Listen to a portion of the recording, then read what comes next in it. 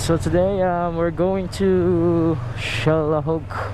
So ngayon pupuntahin natin yung tinatawag namin na TCH o Trans Central Highway. So let's go. See you there at Shalahog. So today nandito pala tayo sa Shalahog. Dito yung nag-meet up yung mga kapwa natin riders. Pero parang madaming nagpapagas ngayon dito. Kaya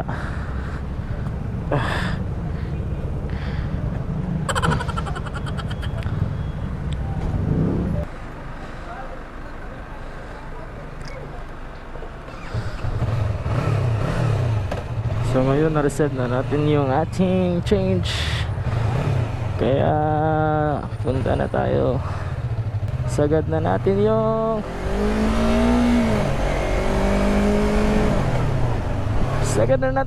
Yamaha R3. The first time kong gumamit ng big bike dun sa TCH. Kaya let's go. So yes, siguro marami ng tao dun at hindi umuulan dun sa itaas. So this is my first time riding on an R3 going to TCH. Kaya let's go. Try na natin siya. Wahahaha. Let's go mga kumpare koys. Hindi pala. Kay Daddy Ken pala yon. Let's go mga kamaster. Let's go. Sagad na natin yung R3. Woo. Kaya tara. Let's go. Yo, so today una natin puntahan na yung Red Cliff. Kaya let's go. First time ko nito.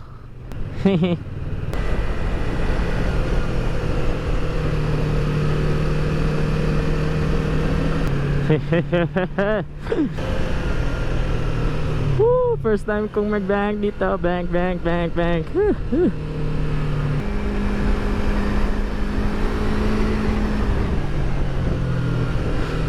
Napakaganda nito i-bank. Boss. Oh, a lady rider.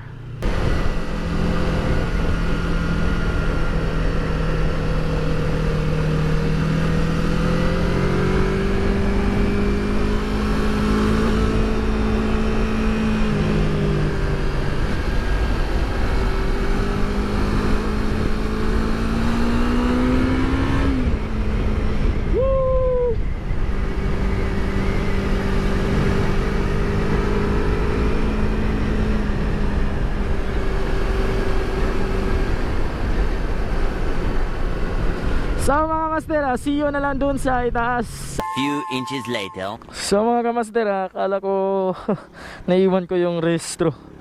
Pero nandito pala. Akala ko babalik na naman ako. Thank you. Yeah, yan. So sorry. I'm so sorry. Yeah, let's go. Yun mga master, nandito na pala tayo sa Ayala Heights. Yeah, dito mga master. So dito na po. Start na pong mag-banking.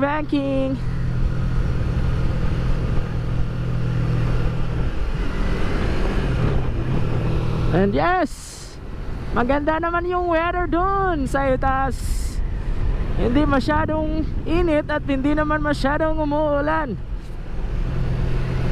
Kaya see you.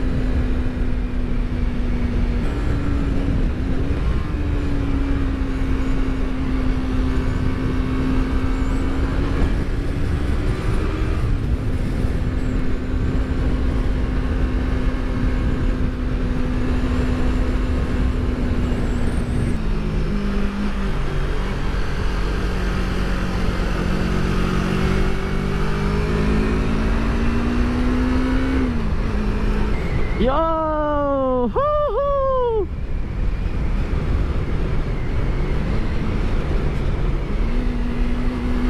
Grabe! Napakalakas! Pero hindi ko kayang ibuhos lahat. Kasi nga nakakapanibago talaga dahil sobrang lakas dito. Kaya woo! Ito, malapit na tayo sa Red Cliff. Chill lang tayo mga master.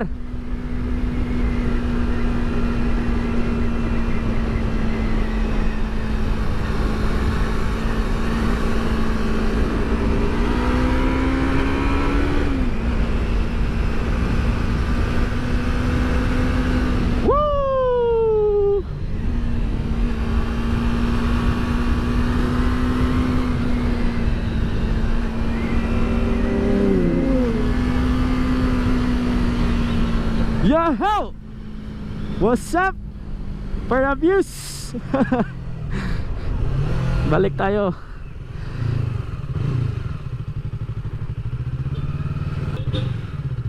So ito pala yung Red Cliff natin mga kamaster, no?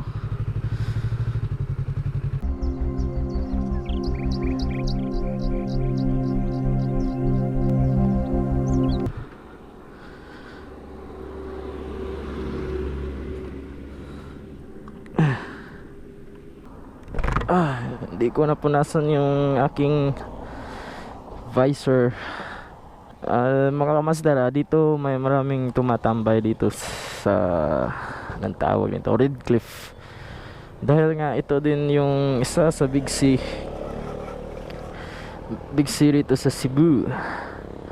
Kaya tambay-tambay muna tayo. Few inches later. So what's up mga kamastar, again, and we're here at TCH Red Cliff. So shout out to Ngilngig Rides, and hopefully mapitikan tayo sa kanya at i-post ang kanilang mga picture na na-post. Hopefully flyby tayo kaisa, tapos punta tayo dun sa Baluarte ni Alfredo. Shout out again to Ngilngig Rides.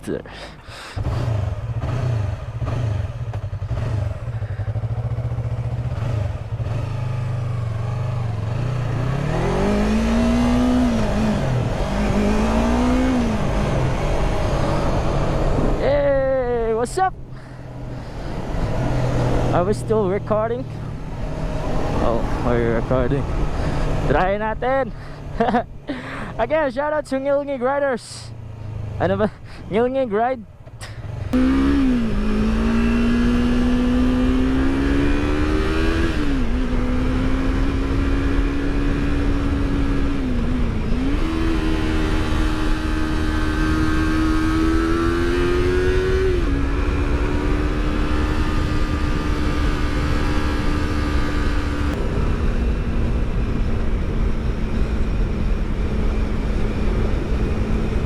Again, shout out to Ngilngig Rides.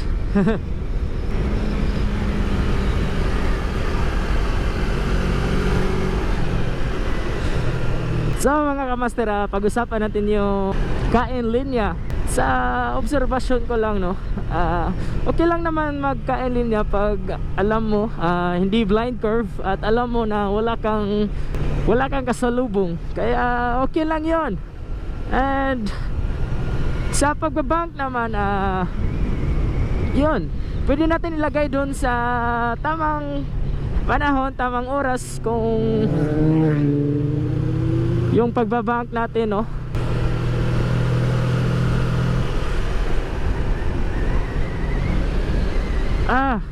Ang sakit ng betlog ko. Woo! Woo! Again, shout out to Ngilngig Rides.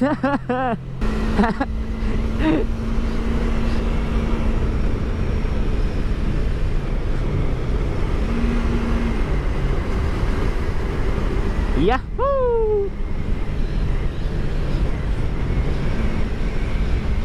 Pag ako, oops, whoop.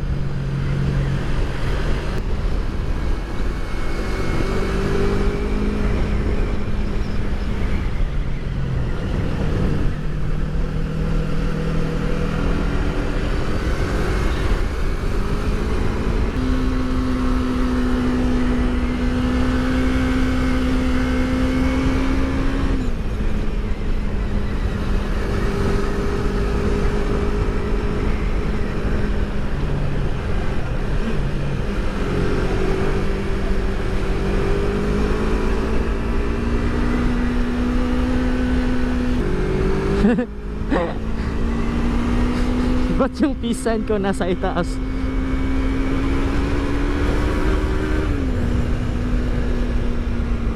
Woo! Dami maniniyot ngayon dito.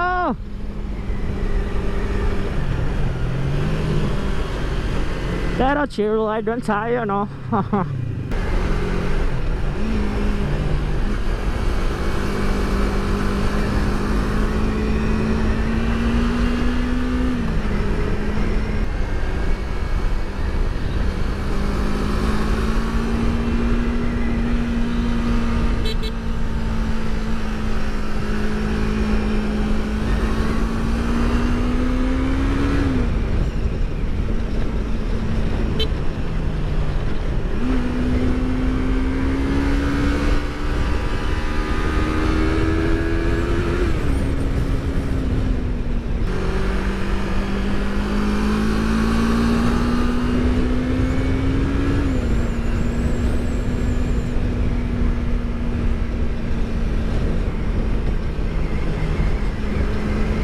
And again guys, pag dito kayo sa Baluarte, huwag kayo mag U-turn dito sa harap sa Baluarte.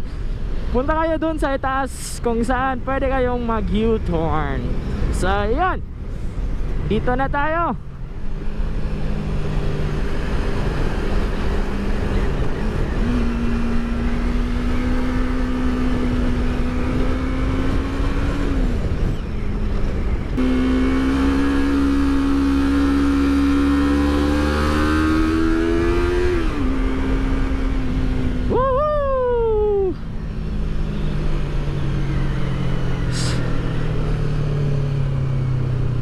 So ito din yung isa sa pinakagusto ko dito sa TCH.